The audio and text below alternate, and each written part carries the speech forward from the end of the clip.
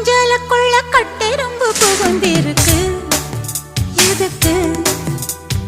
கண்ணே நீ வெல்லம் என்று கட்டெரும்பு தெரிஞ்சிருக்கு அதுக்கு. எறும்பு செய்யும் லீலை போல் குறும்பு செய்ய வந்தாயோ உள்ளே என்னமோ பண்ண. கண்ணா எஞ்சாலக்குள்ள கட்டெரும்பு புகுந்திருக்கு எதுக்கு? கண்ணே நீ வெல்லம் என்று கட்டெரும்பு தெரிஞ்சிருக்கு அதுக்கு.